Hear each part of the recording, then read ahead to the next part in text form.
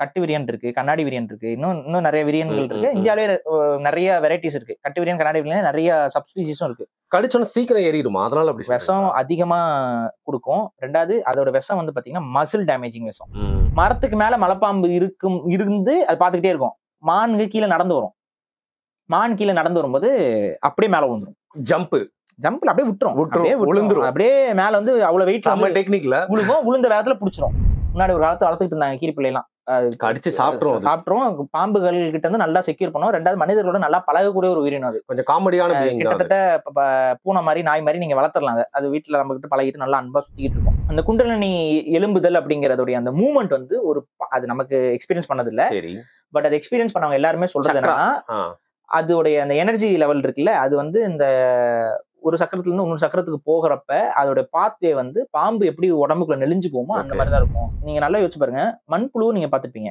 நம்ம வீட்டுல சில டைம்ஸ் மண்புழுன்னு நினைச்சு சில விஷயங்களை தட்டும்பொழுது இருங்க பாம்பு இருக்குமே.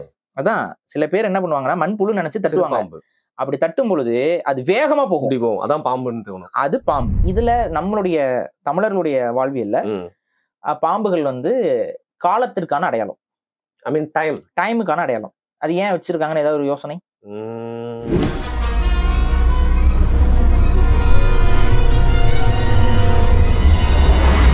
வணக்கம். ஒரு விஷமத்தனமான எபிசோட்ல தான் நீங்க என்ன சந்திச்சிருக்கீங்க. அதாவது பாம்புனாலே விஷம் அப்படின்னு சொல்லுவாங்க. பாம்பை பார்த்தாலே இன்னைக்கு வரைக்கும் வந்து படையம் நடுக்கும்ன்றத கேள்விப்பட்டிருப்போம். ஆனா அதை வந்து தூக்கி கொஞ்சம் தோணுது. அதை பார்த்தாலே பயப்படதான் தோணுது. ஒண்ணு ஓடிடுவோம், இல்ல வந்து நம்ம வீட்டுக்குள்ள வந்துருச்சுன்னா அடிச்சு சாகடிக்க பார்ப்பாங்க.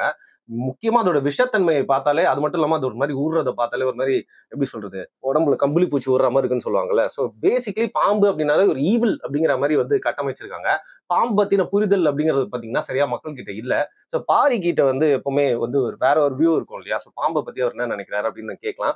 ஸ்னேக் வந்து பாத்தீங்கன்னா இன்ஜினியரிங்காவே, அதாவது இந்த பாடி அமைப்பே வந்து பாத்தீங்கன்னா சர்வைவல் ஆகிறதுக்கான ரொம்ப ஒரு டிஃப்ரெண்டான ஒரு அமைப்பு மற்ற மிருகங்கள் கூட கம்பேர் பண்றப்போ.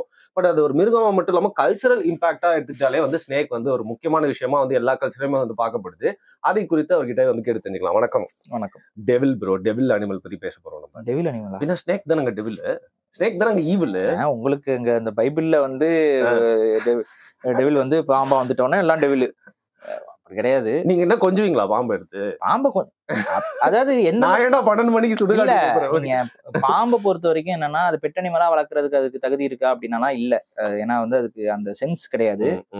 பாம்புடைய பார்வை, அதோடைய நுகர்வுத்தன்மை, இது எல்லாமே வந்து அதுக்கு நம்ம மனிதர்களோட பழகுவதற்கு ஆனா எந்த விதமான அடிப்படை கூறுகளும் அந்த உயிரினத்துக்கு கிடையாது.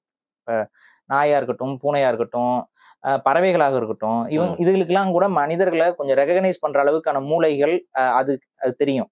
ஆனா பாம்புடைய சென்சஸ் இதெல்லாம் வச்சு பார்க்கும்போது அது முழுக்க அது பார்வையும் கூட அது அதிகமா உங்களுக்கு தெரியும். பார்வையும் கூட அதுக்கு பாம்புக்கு வந்து பெருசா கிடையாது. பட் சென்ஸ் மட்டும்தான். அது வந்து அந்த ஹீட் சென்ஸ் வச்சு மட்டும்தான் அது டிடெக்ட் பண்ணும். உங்ககிட்ட வந்து ஒரு டாபிக்கா வைக்கணும்னு நினைச்சேன். நீங்க சொன்ன ஞாபகம் ரெப்டிலியன் பிரெயின் நமக்குள்ளேயும் இருக்கான். அது இல்ல நமக்குள்ள நம்ம ஒரு காலத்துல அப்படி பரிணாமத்துக்குள்ள இருக்கலாமே ஒழிய நம்மளுடைய தாட் ப்ராசஸ் எல்லாம் வேற. ரெப்டைல்ஸ் உடைய தாட் ப்ராசஸ், அதுகளுடைய உலக பார்வையே வேற. நம்ம பார்க்கும்போது உலகம் எப்படி தெரியுதோ அது மாதிரி அதுகளுக்கு தெரியப்படுறதில்ல. அதுகளோட உலகம்ங்கிறது வந்து ஒரு மாதிரி அதோட மூளையில அந்த உலகம் எப்படி தெரியும் அப்படின்னு பாத்தீங்கன்னா, அந்த பிரெடேட்டர் படத்துல ஒரு மாதிரி மங்களா இதுவா இருக்கும். பிரெடேட்டர் படத்துல பிரெடேட்டருக்கு எப்படி ஒரு பார்வை இருக்குமோ கிட்டத்தட்ட அந்த மாதிரியான ஒரு பார்வை தான் பாம்புக்கு இருக்கும். ஸோ பாம்பு வந்து அதோட பார்வைகள்ல அது சென்ஸ் பண்ணிக்கிறது அப்படிங்கிறது என்னன்னா, முழுக்க அதோடைய ஹீட் சென்சஸ், அதுக்கப்புறம் அதோடைய ஸ்மெல் பேஸ்டு. அந்த ஸ்மெல்லையும் அது வந்து மூக்குல இருந்து எடுக்காது, அதோட நாக்குல இருந்து எடுக்கும். ஸோ அது மாதிரியான ஒரு பரிணாமவியல் வளர்ச்சி அடைஞ்சிருக்கு. ஸோ இந்த மாதிரியான பாம்பை வந்து ஒருபோதும் மனிதர்களால பழக்கப்படுத்த முடியாது. ஸோ பாம்பாட்டிகள் எப்படி பாம்பை பழக்கப்படுத்தினா, பாம்பை பழக்கமே படுத்தல. அவங்க என்ன பண்ணுவாங்கன்னா, அதோட விஷப்பல்ல புடுங்கிடுவாங்க. விஷப்பல்ல புடுங்கிறது மூலமா அது என்ன பல்லு இருக்கும், பல்லுக்கு முன்னாடி வெனம் கிளாண்டுன்னு ஒண்ணு இருக்கும். அந்த பல்ல நீங்க புடுங்கினீங்கன்னாவே அந்த உள்ள இருக்க வெனம் கிளாண்டோட சேர்ந்து பிச்சிருவாங்க. ஸோ அந்த பாம்புனால உயிர் வாழ முடியும், ஆனா அதுக்கு பல்லும் இருக்காது, கொத்தவும் முடியாது. இது ஒரு மெத்தடு. இன்னும் சில பேர் என்ன பண்ணுவாங்கன்னா, வாயை தச்சிருவாங்க. பாம்பை பிடிச்சி அதோட வாயை வந்து தச்சுட்டா அதனால வாயே திறக்க முடியாது. ஆனா கொஞ்ச நாள்ல அந்த பாம்பு செத்து போயிடும். சந்தையில எல்லாம் அந்த மாதிரி எடுத்துட்டு வருவாங்க. அந்த பாம்பை எதுக்கு அவங்க இது பண்ணுவாங்கன்னா, வாய் தச்ச பாம்புன்னு சொல்றது எதுக்கு அப்படின்னா, ஒரு பாம்புகள் வந்து ரொம்ப நாளைக்கு சாப்பிடாம சர்வைவ் ஆகும். சோ அதை வச்சு கொஞ்ச நாளைக்கு பொல போட்டலாம் அப்படிங்கிற மாதிரி பண்ணுவாங்க. அப்புறம் அதுவே செத்துரும். அது மாதிரி வாயை தைப்பிப்பாங்க. அதை விட இன்னும் கொஞ்சம் நிபுணத்துவம் பெற்ற ஆட்கள் என்ன பண்ணுவாங்கன்னா, அதோட பல்ல கரெக்டா அந்த வெனம் கிளாண்டை ரிமூவ் பண்ணிட்டு அதுக்கு ப்ராப்பரான ட்ரீட்மெண்ட் கொடுத்து அதை காப்பாத்திடுவாங்க. ஸோ என்னன்னா பல்லு புடுங்கப்பட்ட பாம்பு. ஸோ அது விஷமே இருக்காது அதுக்கு. ஸோ அதை வந்து ஈஸியா அவங்க இது பண்ணுவாங்க. அது ட்ரெயின்லாம் பண்றது இல்ல. அவங்க என்ன பண்ணுவாங்கன்னா, பாம்போட இயல்பு அவங்களுக்கு தெரியும். பாம்பு வந்து மூவ்மெண்ட்ஸ்க்கு வந்து அதுவும் மூவ்மெண்ட் கொடுக்கும். சோ இவங்க என்ன பண்ணுவாங்க, மகுடி அதுக்கு சவுண்ட் இதெல்லாம் வந்து பெருசா இது இருக்காது. அது சவுண்டே வந்து அதுக்கு அதிகமா சென்ஸ் பண்ண முடியாது. சோ பாம்பு இவங்க என்ன பண்ணுவாங்கன்னு பாத்தீங்கன்னா, பாம்பு தன்னோட சவுண்ட்ஸ் வந்து எப்படி பண்ணா அதிர்வுகள் மூலியமா தான் அதிகமா புரிஞ்சுக்கும். வைப்ரேஷன் மூலியமா தான் நடந்து வரும்போது அந்த நடக்கிற வைப்ரேஷனை வச்சு அது யாரோ வராங்கன்னு சொல்லி நகர்ந்துரும். ஆனா அந்த மியூசிக்கல் இதெல்லாம் வந்து அதுக்கு அந்த அளவுக்கு அதுக்கு சென்ஸ் கிடையாது. ஆனா இவங்க என்ன பண்ணுவாங்கன்னா, அந்த மகுடியை ஆட்டுறது போது இந்த ஆடும் பொழுது அதை பார்த்து அதுக்கு தகுந்த மாதிரி அது வந்து எய்ம் பண்ணிட்டு இருக்கும். இந்த பக்கம் வருது, இந்த பக்கம் வருது, இப்படி போவோம், அப்படி போவோம். சோ இப்ப அந்த மகுடி ஊதும் போது அந்த ஊதுறதுல அவர் ஆடுவாப்புல, அதுக்கு மூவ்மெண்ட் சிங்க்ரனைஸ் பண்ணி அந்த பாம்பு வந்து ஆடிக்கிட்டு இருக்கும். ஸோ இதை வந்து ஒரு நம்ம இதுல ஒரு கல்ச்சரா அந்த பாம்பை வந்து இந்தியா முழுக்கவே அது ஒரு விஷயமா இருக்கு. அது என்னன்னா, ரொம்ப கடினமான ஒரு உயிரினத்தையும் நம்மளால ஒரு மாதிரி கட்டுப்படுத்த முடியுங்கிறத காட்டுற ஒரு விஷயம் அது. பாம்பை வந்து பழக்க முடியாது. தமிழ்ல ஒரு பழமொழி உண்டு, பாம்புக்கு பால் வார்க்காது அப்படிம்பாங்க. தெரியுமா? ஏன்னா நம்ம இதுல ஒரு பழக்கம் என்னன்னா, பாம்பு பொத்துல போய் பால் ஊத்துறதுன்னு ஒரு அதை பத்தியும் சொல்லுங்களேன். அதான் கேட்கலாம். அது ஒரு நம்பிக்கை சார்ந்த ஒரு விஷயம். அது குடிக்குமான்னு கேக்குறேங்க. பாம்புனால பால்லாம் குடிக்க முடியாது. நீங்க பாம்புக்கு நீங்க சாப்பாடு வைக்கணும்னு ஆசைப்பட்டீங்கன்னா, ஒரு சாதாரண முட்டையை கொண்டு போய் வச்சீங்கன்னா அது மூலிகை சாப்பிடும். சோ பாம்புக்கு ஏதாவது ஃபீட் பண்ணணும்னு நீங்க ஆசைப்பட்டீங்கன்னா, நீங்கள் முட்டைகளை வைக்கலாம். இல்ல ஒரு கோழியோ சேவலையோ கொண்டு போய் உயிரோட போய் பக்கத்துல பிடிச்சி நின்று இருந்தீங்கன்னா அது வந்து பிடிச்சி இழுத்துட்டு போய் சாப்பிடும். இல்ல உங்க வீட்டுல ஏதாவது ரொல்லு பண்ணிட்டு இருக்கிற எலியை கொண்டு போய் வச்சீங்கன்னா அதை சாப்பிடும். இதுதான் அதோட உணவு. அதுக்கு அதுதான் உணவு. பாலை ஊத்துனா பாம்புனால பால் திங்க முடியாது, சாப்பிட முடியாது. நான் கப்புல வச்சா சாப்பிட்டு குடிச்சுக்குவேன்னா பாம்புனால பிசிக்கலா குடிக்கவே முடியாது. அதாவது வாட்டர் இப்போ ஏங்க பாம்புக்கு நாக்கு வந்து பிளவுபட்டு கிடக்குங்க. சரி, எப்படிங்க குடிக்கும்? இப்ப வாட்டர் இன்டேக்லாம் எப்படி பண்ணும்? அது ஓப்பனா சொன்னோம்னா வாட்டர் இன்டேக் வந்து அதோட உணவுப் பொருட்கள்ல தான் பாம்புகள் வந்து வாட்டர் இன்டேக் பண்ணுது. ரொம்ப ரேர் கேசஸ்ல தண்ணி மூவ் ஆகுது பாத்தீங்களா? ஆமா, மூவ்மெண்ட் ஆஃப் வாட்டர்ல போயிட்டு வாயை திறக்கும். அது உள்ள உழுவும். அதுவா உள்ள போனா தான் அதுக்கு முடியுமே ஒழிய அது நம்மள மாதிரி சப்பி குடிக்கிறதுக்கான எந்த விதமான வடிவமைப்பும் அதுகிட்ட கிடையாது. உறிஞ்சு குடிக்கும், சப்பி குடிக்கும்லாம் நினைக்கவே நினைக்காதீங்க. நாக்கு இருந்தா நக்கி குடிக்க முடியும். நாக்கே ரெண்டா டிவைட் ஆகி கிடக்கும் போது எப்படி நக்கி குடிக்க முடியும்? இது எதுக்கு நான் சொல்கிறேன் என்றால், ஒரு சில பயவுள்ளைங்க நாக்கு அறுத்துட்டு சுத்திட்டு இருக்காங்க. நக்கம் கூட முடியாது நாக்க வச்சு. நான் இப்ப அது சொல்லிடுறேன். அதுக்குதான் சொல்றேன். ஏங்க சிரிக்கிறீங்க? இன்னும் நான் சொல்றேன், அந்த சைக்கோ நாயி இன்னொரு வேலையை பண்ணிட்டாலே இது திருப்பி அந்த சைக்கோ நாயை தயவு செஞ்சு கவர்மெண்ட் கண்காணிங்க. அந்த சைக்கோ நாய் இன்னொரு வேலை என்ன பண்ணுதுன்னா, காசு குடுக்குறேன் வந்து மொட்டை போட்டு டாட்டு குத்து என்ன மாதிரின்னு சொல்லிட்டு இருக்கான். ஒருத்த மண்டையில வந்து ஏலியன் டாட்டு போட்டுட்டு இருக்காங்க. அதுல வந்து ஃப்ரீயா டாட்டு பண்றேன்னு சொல்லி இந்த மாதிரி ஒரு எச்சத்தனத்தை ப்ரமோட் பண்றான். நான் இன்னொன்னு சொல்றேன், இவன் ஃப்ரீயா டாட்டு போடுறேங்கிற பேர்ல ஏதோ பழைய நீடில் ஏதோ பயன்படுத்தி அவங்களுக்கு எய்ட்ஸ் வந்துச்சுன்னா எவன் பொறுப்பு? இவனை மாதிரி ஆட்களை காவல்துறை தயவு செஞ்சு தூக்கிட்டு போய் திரும்ப ஒரு பயிற்சி கொடுங்க. ரெப்டைல்ஸ் பத்தி பேசும்போது நீ பண்ற தொல்லனால பாடுறா எரிச்சல். நாக்க பத்தி பேசும்போது அந்த நாய் தான் மூஞ்சிக்கு வரான். இந்த மாதிரியான எச்சப்பயல்னு சொல்ல கத்துக்கோங்க. இந்த மாதிரி எச்சப்பயல்களை காவல்துறை தயவு செஞ்சு, பாம்பு இதுக்கு கை கால் இல்லைன்னு சொல்லி விட்டுறாதீங்க. இதுக்கும் கை கால் இருக்கு, இதுவும் பாத்ரூம்ல வலிக்கு விழும். சோ அது மாதிரி 2-3 முறை விழுக வைங்க. அதை அப்பனாச்சும் அது புத்தி வருதான்னு பாப்போம். அவன் நாக்க கூப்பிட்டு தச்சு விடுங்க, திருப்பியும் ஒண்ணு சேர்த்துங்கன்ற சரியான பைத்தியக்கார பையலா இருக்கான். சரி, பேசிக்கலி இப்போ ஆக்டர்ஸோட கட் அவுட்ல பால் ஊத்துறது எப்படி வேஸ்ட்டோ அதே மாதிரி பாம்புக்கு பால் ஊத்துறதும் வேஸ்ட். ஆமா, பால் யாருக்கா ஊத்தணும்னு ஆசைப்பட்டீங்கன்னா உங்க பாலை வந்து நீங்க வந்து எடுத்துக்கொண்டு போய் ஒரு கண்ணுக்குட்டி, ஒரு நாய்க்குட்டி, ஒரு பூனை, அது நாய்க்குட்டி கூட டக்குன்னு கொடுத்துறாதீங்க. பால் வந்து சில ஆமா லாக்டோஸ். பூனைக்குட்டிக்கும் ஆக்சுவலா பால் கொடுக்கூடாது. எதுக்கு பால் கொடுக்கலாம்? நம்ம குட்டிகளுக்கு பால் கொடுக்கலாம், கொஞ்சம் லைட்டா பண்ணி கொடுங்க. இல்ல வந்து நல்ல ஒரு யாராவது கெஸ்ட் எல்லாம் வந்தாங்கன்னா ரோஸ் மில்க், பாதாம் கீரை இந்த மாதிரி ஏதாவது போட்டு கொடுத்து அவங்கள மகிழ்ச்சி படுத்துங்க. அதான் யூஸ் ஆகுமே ஒழிய பாலை போயிட்டு தயவு செஞ்சு முட்டாள்தனமா கொண்டு போய் ஊத்தாதீங்க. இந்த பொத்துல பால் ஊத்துற பழக்கம் எங்க இருந்து எப்படி ஆரிஜின் ஆச்சுன்னு இப்ப வரைக்கும் நமக்கு ஒண்ணுமே, அதுக்கு இன்னைக்கு வரைக்கும் சயின்டிபிக்கல் ரீசன்லாம் ஒண்ணுமே தெரியல. ஒரே ஒரு ரீசன் இருக்கு, பாம்பு பொத்துல பால் ஊத்துறதுக்கு ஒரே ஒரு சயின்டிபிக்கல் ரீசன் இருக்கு. ரீசன் என்ன? பால் வந்து பிசுபிசு தன்மை அதிகம்.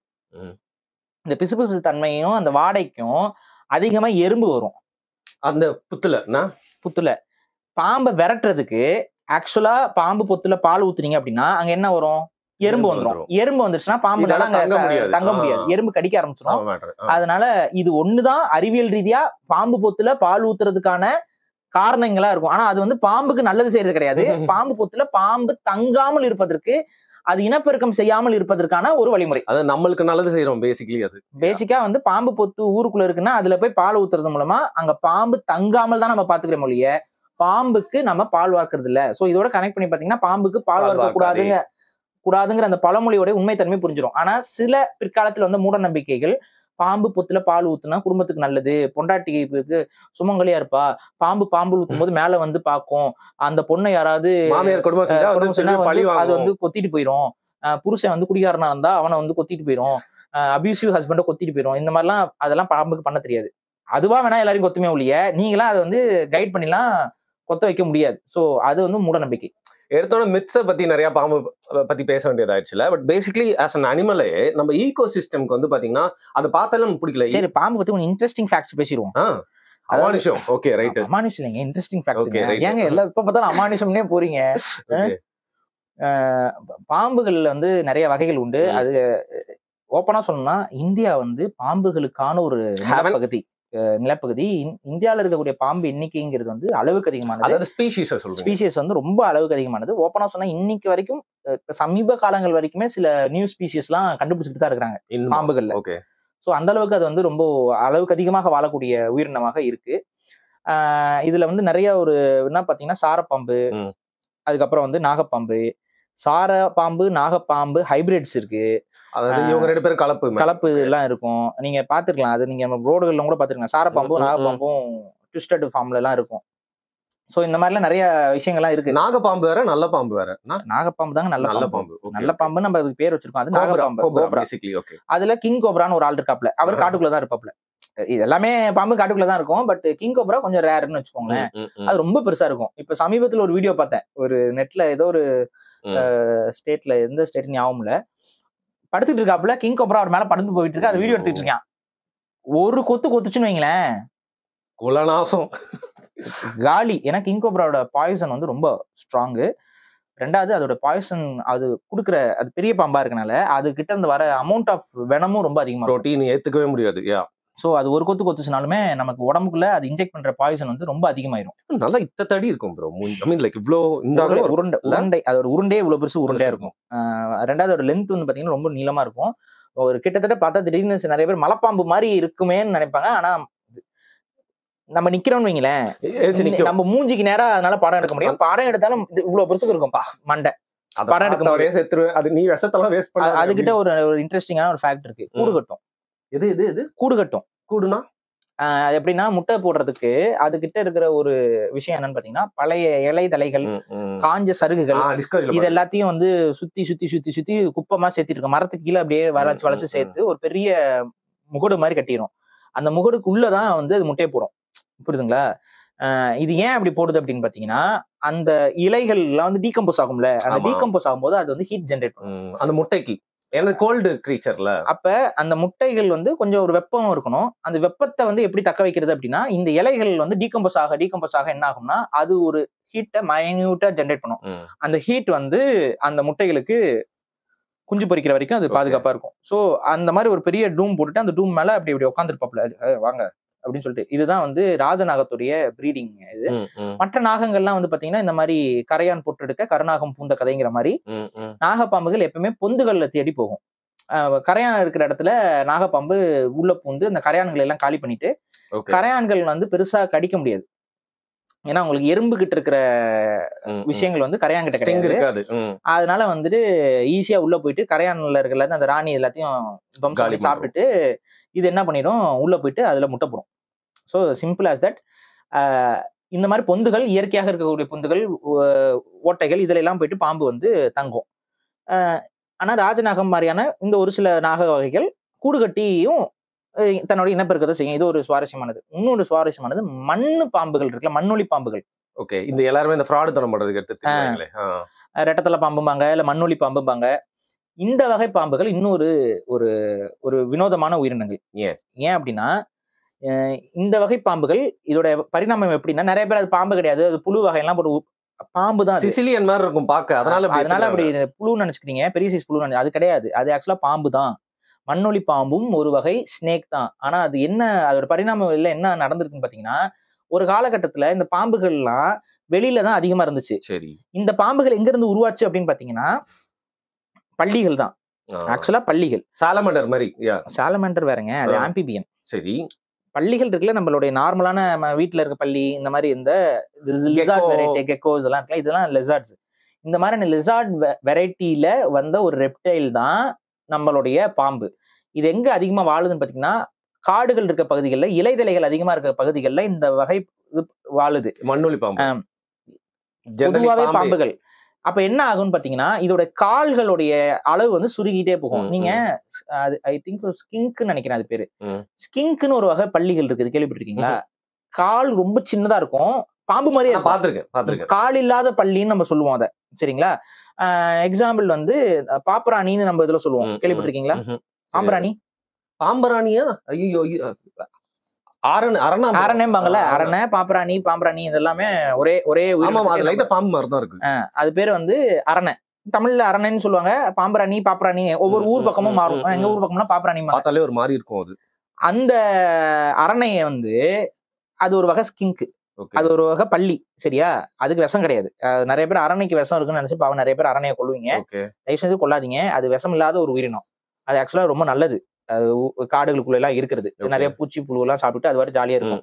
அது பாக்குறதுக்கு ஒரு பாம்பு மாதிரி இருக்குங்கிறதுனால அது வந்து கை கால் இருக்கும் அதுக்கு, ஆனா அது பெருசா கண்ணுக்கு தெரியாத அளவுக்கு சின்னதா இருக்கும்.